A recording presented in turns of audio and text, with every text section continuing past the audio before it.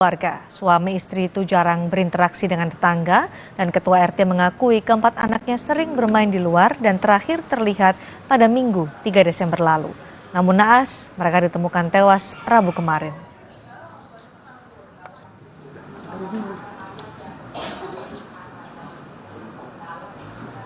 Anak nggak ada teriakan, nggak ada suara apa-apa. Nggak ada teriakan, nggak ada apa. Kalau ada teriakan, tetangga pada tahu. Nggak ada. Karena kalau bapaknya masih keluar, ditanya oleh tetangga sini, anak-anak kemana? Alasan bapaknya dititipin ke rumah temennya itu. Jadi udah orang-orang sini udah nggak mau tahu, artinya nggak mau tahu banyak. Anak-anak kan udah dititipin oleh temennya. Mulut keterangan bapaknya yang lapor, yang bilang begitu.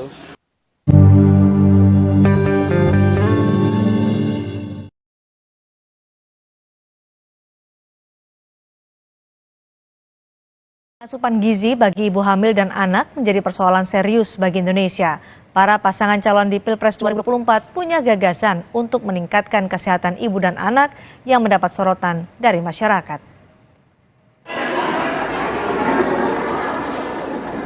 Masalah stunting menjadi perhatian bagi calon presiden dan calon wakil presiden. Berkali-kali, bahkan isu dan upaya pencegahan stunting dibahas capres-cawapres saat kampanye dan belusukan ke daerah-daerah. Anies Baswedan, calon presiden nomor urut 1, menjelaskan untuk menangani stunting bagi anak bisa dilakukan sejak sebelum hamil. Anies juga menyinggung pemberian asam folat agar mencegah stunting bagi anak yang dikandungnya. Terkait asam folat, Anies sempat merespon Gibran yang salah ucap menyebut tidak ditemukan di bengkel. Stunting itu tidak pada usia sekolah. Menangani stunting itu sebelum ibu hamil. Ingat-ingat nih, sebelum ibu hamil. Jadi kesehatan calon ibu itu sudah harus dipikirkan. Calon ibu nih, baru calon ibu. Dan calon ibu itu membutuhkan itu tadi. Apa tadi yang disebutkan? Satu adalah zat besi. Dibutuhkan sekali. Zat besi. Zat besi dapatnya dari mana? Ya, dari daging, dari makanan. Kemudian yang kedua adalah yodium. Kita tahu yodium. Yang ketiga asam folat. Asam folat itu didapatnya dari tanaman, bukan di bengkel. Masalah stunting atau tengkes menjadi perhatian khusus juga bagi cawapres nomor urut 2 Gibran Rakabuming Raka yang memaparkan program penanganan stunting di Ponpes Kota Tangerang, Banten. Gibran menyebut ibu hamil harus dilakukan pengecekan kadar asam folat untuk mencegah stunting. Mohon izin punya masalah stunting. Jadi di masa remaja, jadi harusnya sudah ada screening anemia. Nanti kalau sudah menikah, sudah hamil, harus dicek yodium, asam sulfat ini memenuhi enggak. Nanti kalau sudah melahirkan, anaknya harus dicek juga 2 tahun, harus ASI. Lalu setelah itu MPASI-nya seperti apa, kandungan proteinnya seperti apa. Mengetahui sempat salah ucap terkait asam folat, Gibran pun mengakui kesalahannya dan meminta maaf. Apa sih kemarin saya nyebutnya? Asam sulfat dan yodium, Mas. Salah ya? Kebutuhannya ya, Mas. Itu salah, Mas. Itu kan jadi sorotan itu, Mas. Oh, oke. Ya mohon maaf, mohon dikoreksi ya. Harusnya apa tuh, Mas, kalau bukan asam sulfat? Ya saya nanya apa? Asam folat. Kemarin saya nyebutnya apa? Asam sulfat. Asam folat. Ini jadi sorotan ini, Mas. Sorry ya, maaf, mohon dikoreksi. Capres nomor urut 3 Ganjar Pranowo pun memiliki perhatian dalam penanganan stunting di Indonesia. Ganjar Selamat menunaikan ibadah sholat maghrib bagi Anda yang berada di wilayah DKI Jakarta dan sekitarnya, saudara. Kita lanjutkan Sapa Indonesia Malam yang membahas soal pria berinisial P yang diduga membunuh 4 anaknya di rumah kontrakan di Jagakarsa, Jakarta Selatan. Ia ternyata sempat dilaporkan ke polisi karena melakukan kekerasan dalam rumah tangga kepada istrinya sebelum ditemukan 4 anaknya meninggal. Apa yang bisa dianalisis dari kasus ini? Kami bahas bersama pakar psikologi forensik Reza Indragiri Amril. Selamat sore, Mas Reza. Selamat sore, Assalamualaikum. Waalaikumsalam warahmatullahi wabarakatuh. Ayah yang diduga adalah pelaku ini, Mas Reza, sempat dilaporkan ke KDRT oleh istrinya karena ia melakukan kekerasan dalam rumah tangga kepada istrinya. Apakah pelaporan kasus KDRT terhadap suami, kemudian ditemukan anaknya 4 meninggal dalam rumah, berkaitan satu sama lain dari kasus ini? Itu tentu saja harus dicari tahu oleh pihak kepolisian, diinvestigasi hingga tuntas. Tapi kalau dari sudut pandang keilmuan bahwa acap kali kita menganggap kasus KDRT itu tanda petik sudah menjadi kasus yang biasa, saking banyaknya. Alhasil kita mengabaikan adanya kemungkinan kondisi-kondisi khas, bahkan abnormalitas mental tertentu yang boleh jadi diidap oleh pelaku secara umum. Nah, ketika kondisi-kondisi khas macam itu katakanlah terlambat untuk diintervensi, semakin lama semakin buruk, maka saya khawatir bahwa terpicu oleh hal-hal tertentu akan kemudian bisa meledak menjadi perilaku agresif, baik agresif terhadap diri sendiri, maaf dalam bentuk perilaku atau upaya bunuh diri, ataupun juga perilaku agresif kepada pihak lain. Pihak lain itu siapa? Hitung-hitungan di atas kertas, pihak lain itu adalah pihak yang lemah. Nah, dari sudut pandang psikologi forensik, anak memang merupakan satu dari sejumlah kelompok manusia yang paling rentan menjadi korban mengalami viktimisasi. Apakah kemudian terkait juga dengan KDRT-nya? Tadi saya katakan, itu juga bagian yang harus diinvestigasi. Harus diinvestigasi, tapi apakah itu bisa menjadi motif dari kasus ini? Apalagi ditemukan juga tulisan, thanks Bunda, puas Bunda, thanks for all. Kalimat semacam itu ditambah lagi dengan informasi media yang saya simak, yaitu terkait dengan adanya kemungkinan cemburu di dalam hubungan Pak Sutri ini, membuat saya membayangkan bahwa keempat anak yang bernasib malang itu menjadi sasaran untuk dua hal. Pertama, sasaran revenge, dalam pengertian adakah kemungkinan sang suami marah, ingin melampiaskan dendam kepada istrinya, tapi kemudian tidak bisa melakukan itu secara langsung, maka anak kemudian menjadi sasaran. Revenge, anak menjadi sasaran untuk aksi balas dendam. Atau juga kemungkinan yang lain bahwa sang suami merasa kehilangan.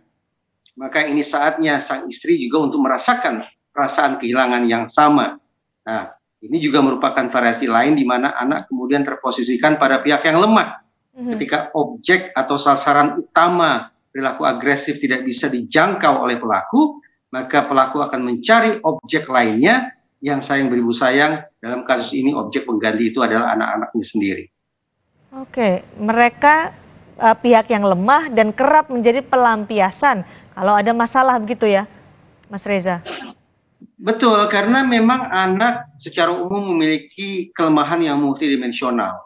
Secara fisik, katakanlah mustahil bagi anak untuk melakukan perlawanan secara frontal terhadap pihak yang akan menyakitinya. Secara psikis juga anak tidak menduga bahwa pihak yang akan menyakitinya ternyata adalah orang tuanya. Anak juga relatif gampang untuk dimanipulasi, gampang untuk diintimidasi.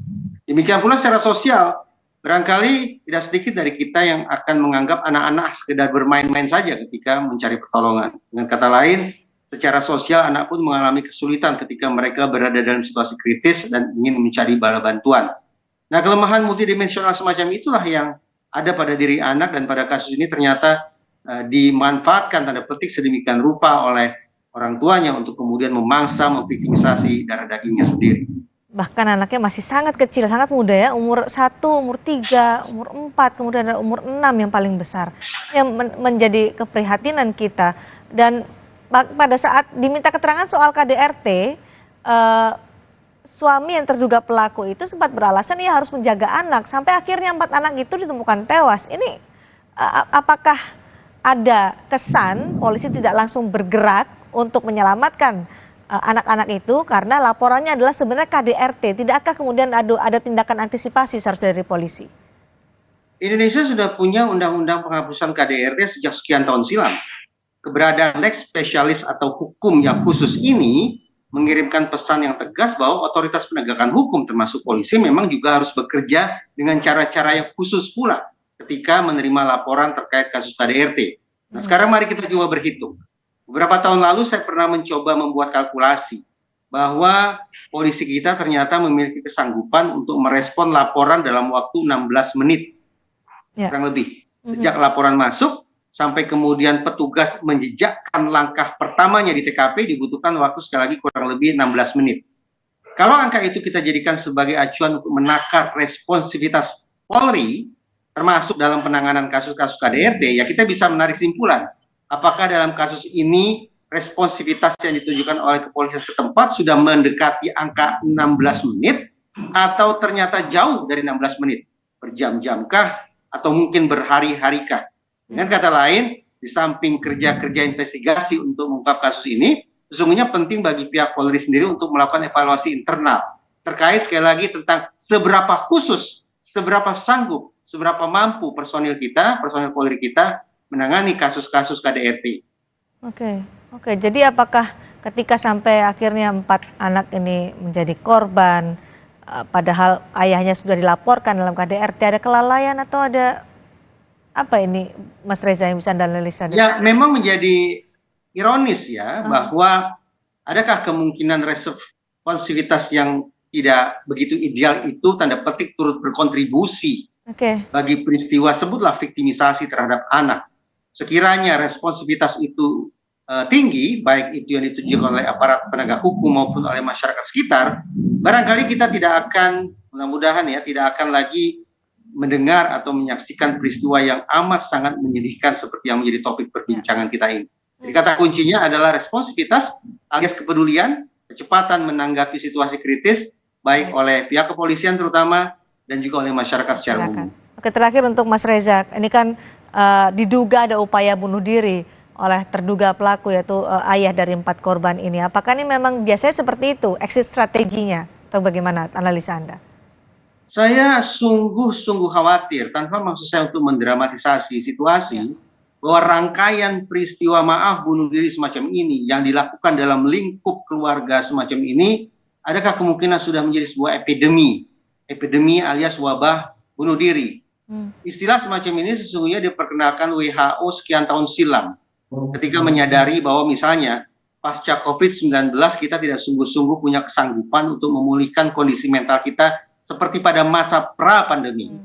Adakah kemungkinan bahwa peristiwa-peristiwa tragis yang kita saksikan pada waktu-waktu belakangan ini merupakan cermin dari agenda pembenahan mental yang ternyata tidak terselesaikan semasa wabah COVID-19 dulu? Atau yang menghindari hukuman, karena telah sadar melakukan hal yang sekeji itu?